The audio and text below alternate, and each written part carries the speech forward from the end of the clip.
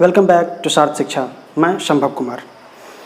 आइए हम लोग एनटीपीसी रेलवे एनटीपीसी का जो तैयारी कर रहे हैं उसी के लिए अगला चैप्टर हम लोग आप शुरू करने वाले हैं आज।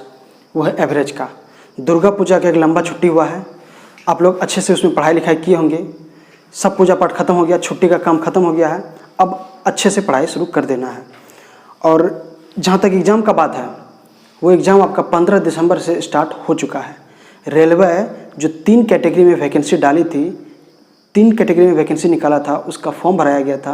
उसका एक कैटेगरी का एग्ज़ाम 15 दिसंबर से स्टार्ट हो चुका है। अब एनटीपीसी और ग्रुप डी का भी स्टार्ट नहीं हुआ है, लेकिन वो भी बहुत जल्द स्टार्ट हो जाएगा। तो इसलिए हम लोगों को अब तैयारी और भी ज़ोर शोर से करना पड़ेगा। ठीक है, तो आइए शुरू करते हैं। आज हम लोग अपना पहला चैप्टर, अगला चैप्टर वो है औसत, एवरेज। औसत चैप्टर पढ़िए। ठीक है, अब तक में आप लोग नंबर सिस्टम पूरा पढ़ लिए हैं। फिर हम आप लोगों को और भी बहुत सारा चीज़ पढ़ाए थे। सब कुछ को देखने के बाद अब क्या हुआ कि एवरेज चैप्टर हम लोग शुरू करेंगे। ये पहला चैप्टर है, बहुत इंपॉर्टेंट चैप्टर है और बहुत ही इंटरेस्टिंग चैप्टर है। बहुत लोग इसमें जानते भी होंगे बहुत कुछ, और बहुत लोग नहीं भी जानते हैं। जो कुछ नहीं जानते हैं उसके लिए भी है, जो कुछ जानते हैं उसके लिए अच्छा अच्छा क्वेश्चन आएगा, वो भी चीज़ सीखेंगे हम लोग यहाँ बहुत अच्छे से करेंगे। एकदम कंप्लीट वे में डिस्कशन करेंगे, बहुत साधारण तरीके से चलेंगे, सब कुछ लेके चलेंगे। सबसे पहले औसत। आपके मन में जो लोग कुछ नहीं जानते हैं उसके दिमाग में पहले आता होगा कि क्या है। सबसे पहले आखिर ये है क्या, औसत क्या है। तो हम आपको टूटी फूटी भाषा में बताने की कोशिश करते हैं, जो घरेलू लैंग्वेज आप हमेशा यूज करते हैं। आप कितना घंटा पढ़ाई करते हैं? कोई अगर पूछता है कि कितना घंटा पढ़ाई करते हैं, तो क्या आप बताते हैं कि हम मंडे को 4 घंटा, मंगलवार को 3 घंटा, वेडनेसडे को कुछ नहीं रहता है तो हम 7 घंटा पढ़ते हैं, थर्सडे को हम 6 घंटा। क्या इस तरीके से बताते हैं? नहीं। आप क्या करते हैं? आप बताते हैं, आपसे कोई पूछता है कितना घंटा पढ़ाई कर रहे हैं, तो आप कहते हैं हम तो 5 घंटा डेली पढ़ते हैं। तो क्या आप 5 घंटा डेली पढ़ते हैं? नहीं। आप ये जो डाटा बता रहे हैं 5 घंटा, ये है आपका एवरेज, यही है औसत। मतलब आप किसी दिन 4 घंटा पढ़े, किसी दिन 3 घंटा पढ़े, किसी दिन 7, किसी दिन 6, एवरेज आप 5 घंटा पर डे पढ़ रहे हैं, यही हो गया एवरेज। अब बोलचाल की लैंग्वेज में हमेशा एवरेज का खूब अच्छे से यूज करते हैं। हम लोग क्या करेंगे, एग्जामिनर क्या करता है कि वही आपके बोलचाल वाले लैंग्वेज को ही यहाँ क्वेश्चन के रूप में कन्वर्ट करके आपसे क्वेश्चन पूछा जाता है। तो इसलिए आपको क्या करना है, बिल्कुल वही चीज़ जो आप पर डे यूज करते हैं। कोई पूछता है कि कितना रुपये केजी चल रहा है अभी आलू का दाम, तो आपको पता नहीं है, तो कहता हाँ वही 30 रुपये के आसपास चल रहा होगा, 30 से 35 के बीच में होगा। आपको एग्जैक्ट डाटा पता नहीं है। पूछता है प्याज का भाव भी क्या है, तो आपको एग्जैक्ट डाटा नहीं पता है। पूछते हैं क्रिकेट में चल रहा है, ठीक है 50 ओवर में भारत कितना रन बनाता है, तो आप कहते हैं कि 250 से 300 के बीच में रन बनाता है। तो ऐसा थोड़ी है कि हर मैच में 250 से 300, नहीं, किसी मैच में 100 बनाता है, किसी मैच में 400 बनाता है। तो आप एक अनुमान लगा रहे हैं कि 350 रन तक बन जाता है। तो ये सब चीज़ है, सारा चीज़ रहता है जो आप डेली लाइफ में यूज करते हैं, वही चीज़ यहाँ पे आता है। किसी किसी को पता होगा, जो लोग गाँव से बिलोंग करते होंगे, मक्का का खेती करता होगा या किसी भी किस्म का खेती करते हैं, तो पूछिए, उसको पता नहीं है कि वो एवरेज कर रहा है। कहेगा कि हर बोरा है 50 बोरा है, कितना केजी सामान होगा, कितना क्विंटल मेरे पास गेहूं होगा या कितना क्विंटल मक्का होगा। तो वो कहेगा कि एक बोरा में 65 किलो, 60 से 65 किलो सामान आता है, तो वो 60 के अनुसार से जोड़ लिया, 50 अच्छा 5 30, वो कह देगा कि 30 क्विंटल मक्का या 30 क्विंटल गेहूँ है। क्या उसको पता था? नहीं। वो एवरेज निकाल लिया, कभी 60 पड़ेगा, कभी 58 पड़ेगा, कभी कुछ, वो एवरेज निकाल लिया बोरा का। तो ये होता है एवरेज, एक अनुमान। आप बोलचाल भाषा में खूब यूज करते हैं और यहाँ पे हम मैथमेटिकल रूप में यूज करेंगे। क्या कहता है, मैथमेटिकल रूप में जब इसका कन्वर्ट हम करते हैं, इसका एक डेफिनेशन बनता है बहुत अच्छा सा। क्या कह रहा है, सबसे पहले दिए गए आंकड़ों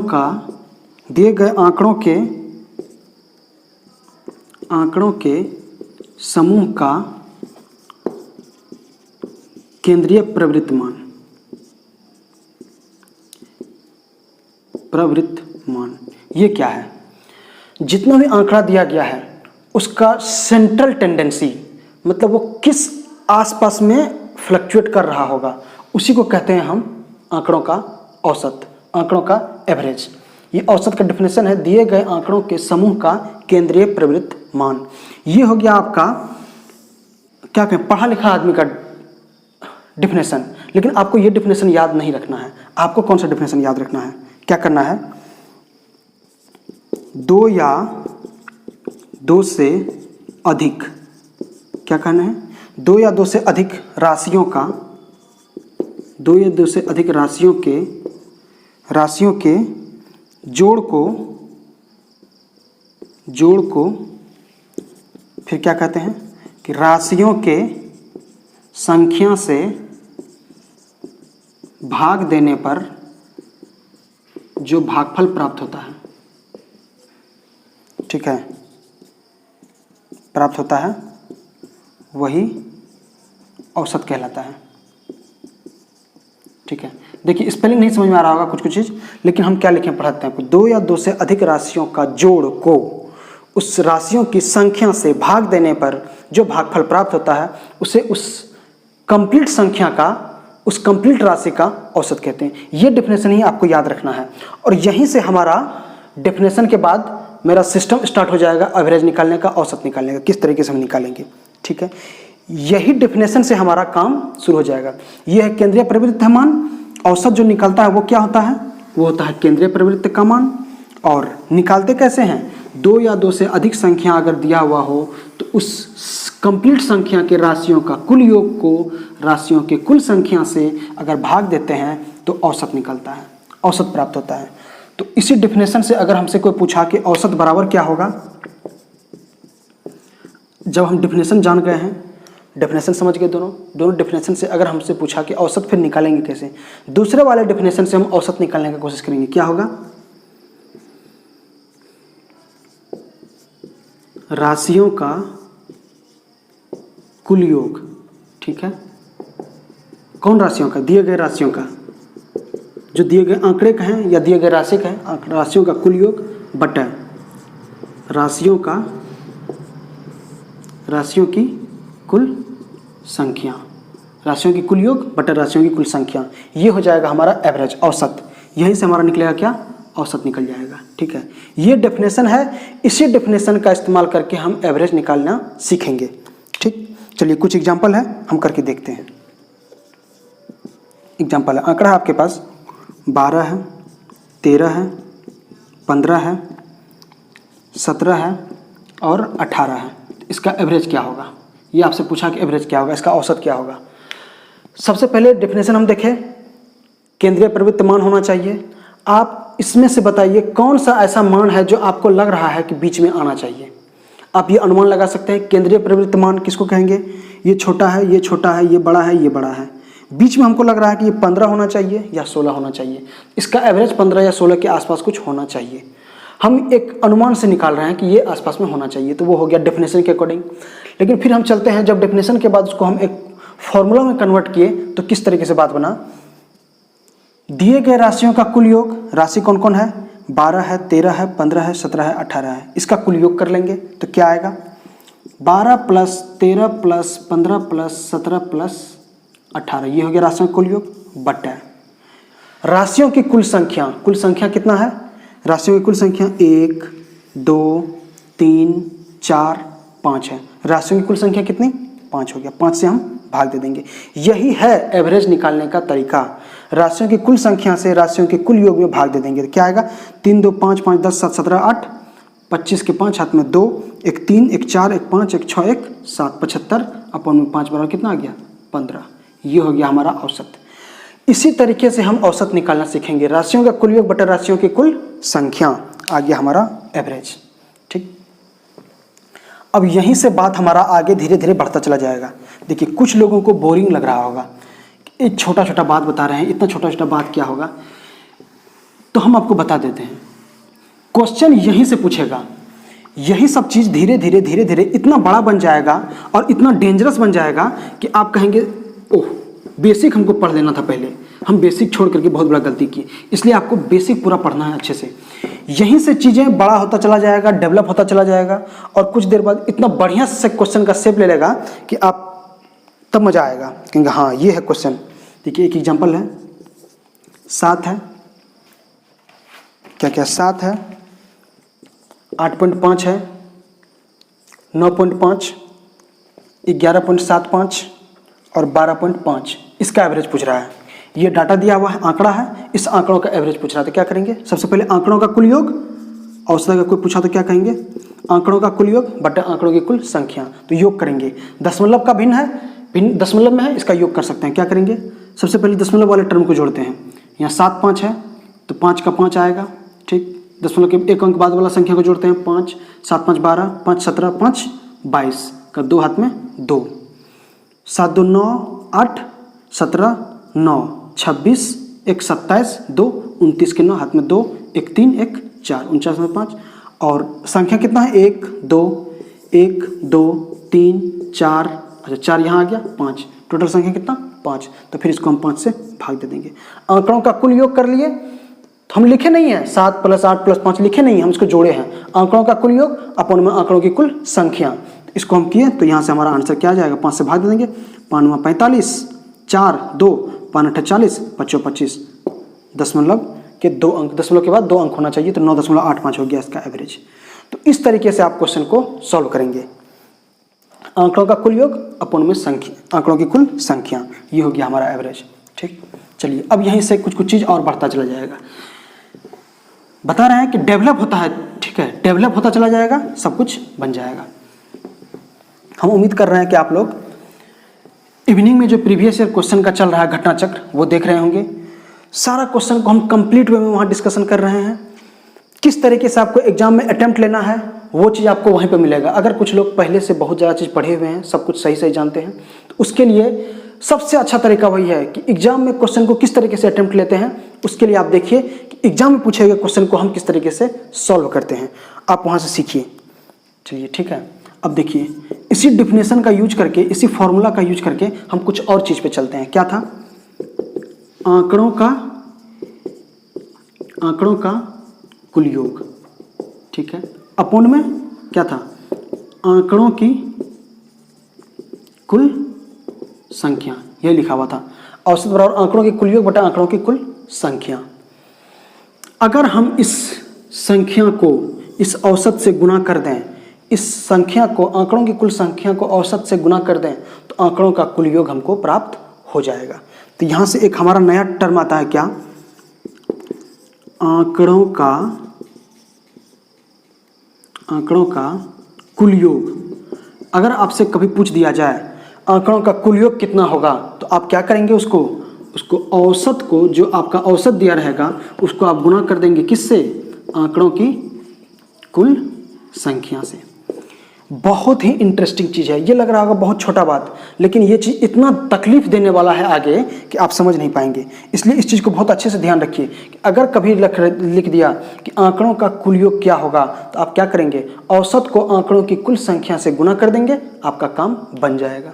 ठीक है, आइए देखते हैं। अच्छा, इसको रहने देते हैं, आंकड़ों का कुल योग को। इससे रिलेटेड क्वेश्चन पूछा जाएगा, आंकड़ों का कुल योग क्या होगा। ठीक है, इससे रिलेटेड क्वेश्चन पूछा जाएगा आपसे। कैसे क्वेश्चन पूछा जाता है, देखिए। ये सब चीज़ ना बहुत तकलीफ देने वाला है आगे, धीरे धीरे करके, इसलिए आपको ध्यान रखना है। आंकड़ा दिया हुआ है 18, 15, x, 22, 28 और 31, और इसका औसत दिया हुआ है, औसत है 21। ठीक, 1 2 3 यहाँ x है वैल्यू। ठीक है, हम काउंट करेंगे 1 2 3 4 5 6 संख्या है। इस 6 संख्या का 6ठो आंकड़ा था, इस आंकड़े का औसत कितना है, 21 दिया हुआ है, औसत दिया हुआ है। अब आपसे पूछा x क्या होगा। अब हमको ये पता नहीं है कि x के जगह पे हम क्या रखेंगे, हम इस x का वैल्यू कैसे फाइंड करेंगे। उसके लिए हम ये जो फॉर्मूला लिखे हैं, इस फॉर्मूला का हम इस्तेमाल करेंगे और आंसर आप आसानी से निकाल लेंगे। क्या है फॉर्मूला में, आंकड़ों का कुल योग। हम आंकड़ों का कुल योग कर लेते हैं पहले। आंकड़े ये हैं, इसका कुल योग करते हैं। तो क्या क्या आएगा, 18 है, 15 है, 22 है, 28 है, 31 है। जोड़ देते हैं, 8 5 13 2 15 8 23 1 24 के 4 हाथ में 2 1 3 1 4 2 6 2 8 3 11, क्या हो गया 114। अब प्लस में इस x को नहीं जोड़े हैं, इस x को यहाँ जोड़ देंगे, बराबर। आंकड़ों का कुल योग क्या हो गया, इस टोटल को हम योग कर लिए, यहाँ लिख दिए, बराबर क्या होना चाहिए, औसत गुना आंकड़ों की कुल संख्या। औसत क्या है, 21 है। औसत क्या आ गया, 21 है, गुना आंकड़ों की कुल संख्या। कुल संख्या क्या है, 1 2 3 4 5 6 कर देंगे। ठीक, आ गया आपका। अब यहाँ से हम निकालेंगे, क्या आएगा, 114 प्लस में x बराबर 6 6 दूना 12 126। एक्स का मान आपसे पूछा तो एक्स का मान आप यहाँ से निकाल सकते हैं। क्या आएगा एक्स का मान? एक्स का मान आएगा 126 माइनस 114 बराबर में 12 आंसर आ गया। कोई दिक्कत है क्या? इसको घटा देंगे, आंसर ला देंगे। तो ये 12 हम कहाँ से लाए? ये 12 हम कहाँ से लाए? यदि हमको ये चीज़ करने आता है तो हम ये 12 ला सकते हैं। तो ऐसे ऐसे चीज़। अब देखिए, अब कहिएगा इसमें क्वेश्चन क्या आएगा, टफ कैसे पूछेगा। अब आपको क्या करेगा, ये चीज़ इतना आसानी से नहीं देगा, एक्स लिख करके नहीं देगा। और कभी कभी क्या करेगा, ये औसत, ये जो औसत लिखा है 21 इतना आसानी से नहीं लिखेगा, ये किसी और के बराबर कर देगा। ये कुछ अल्टर पल्टर तरीके से आपको औसत लिखेगा और फिर आपका काम चलेगा। ठीक है। और देखिए क्वेश्चन में अलग अलग तरीके से आपको फंसाएगा ये औसत लिख लिख करके। औसत नहीं लिखेगा डायरेक्ट, कुछ और चीज़ लिख देगा और आपको आंकड़ा कोई गैप कर देगा और आपसे क्वेश्चन पूछ लिया जाएगा। इसलिए आपको घबराना नहीं है, इससे रिलेटेड क्वेश्चन आपसे पूछा जाएगा। ठीक है। देखिए किस किस तरीके से क्वेश्चन बनता है, हाँ वो क्वेश्चन सारा कराएंगे और चीज़ देखते चलते हैं। चलिए कुछ देख लेते हैं, क्वेश्चन सब है वो सब क्वेश्चन करने की कोशिश करते हैं, फिर और भी चीज़ आगे सीखेंगे। दिया है क्वेश्चन है, पढ़िएगा ध्यान से। एच पांड्या, नाम सुने होंगे, हार्दिक पांड्या। हार्दिक पांड्या ने क्रिकेट के किसी मैच में, वो क्रिकेट खेलता है, आप सबको पता होगा, क्रिकेट के किसी मैच में वो क्या किया है, क्रिकेट के किसी मैच में रन बनाया। कितना कितना रन बनाया है? 47, 34, 42, 0, 17, 64 ये रन बनाया है। इतना रन बनाया है। तो बताइए उसका औसत रन कितना होगा? औसत रन बना सकते हैं। बिल्कुल नहीं घबराना है, सिर्फ आंकड़ा नहीं देगा, कभी कभी वो क्या करेगा, औसत रन दे देगा। हर मैच में वो रन बनाया है तो उसका औसत क्या होगा, निकालने का अलग अलग तरीका, निकालने का तरीका एक ही है, बस वो क्वेश्चन आपसे अलग अलग तरीके से पूछेगा। कभी मैच दे देगा, कभी कहेगा कि नाप इतना इतना इतना इतना नाप है, तो बताइए औसत नाप क्या होगा। कभी कुछ अलग अलग तरीके से आपसे क्वेश्चन बनाया जाएगा। सबका योग करेंगे और बट्टा भाग कर देंगे। क्या होगा? 7 4 11 2 13 7 20 4 24 के 4 हाथ में 2 4 2 6 3 9 4 13 1 14 6 20 204 बटा 1 2 3 4 5 6 6 से भाग दे देंगे तो क्या आएगा? 6 3 18 2 6 4 24 34 हो गया एवरेज मार्क, एवरेज नंबर। उसका औसत रन कितना होगा? 34 होगा। तो इस तरीके से औसत से रिलेटेड ढेर सारा क्वेश्चन आपसे पूछा जाएगा। ये वीडियो हमारा कंप्लीट रूप से औसत का इंट्रोडक्शन है। ये हम औसत क्या है, औसत कैसे निकालते हैं, ये दो चीज़ हम इस वीडियो में सीखे हैं। ठीक है। आगे हम क्या करेंगे कि औसत से रिलेटेड नया नया टेक्निक हम सीखेंगे। किस तरीके से औसत से रिलेटेड क्वेश्चंस को फॉर्म किया जाता है, कैसे कैसे भार से रिलेटेड औसत निकाला जाता है। मतलब जितना भी तरीके का क्वेश्चन आपसे एग्जाम में पूछा जाता है और जितना भी तरीके के एग्जाम में क्वेश्चन पूछा गया है, सारा कुछ हम आपको एक एक तरीके से डिस्कस करेंगे। घबराने की कोई ज़रूरत नहीं है, सारा काम कवर करेंगे। सिर्फ आप लोग आराम से पढ़ाई कीजिए, पढ़ाई करते रहिए और एग्जाम का तैयारी कीजिए। मिलते हैं नेक्स्ट वीडियो में।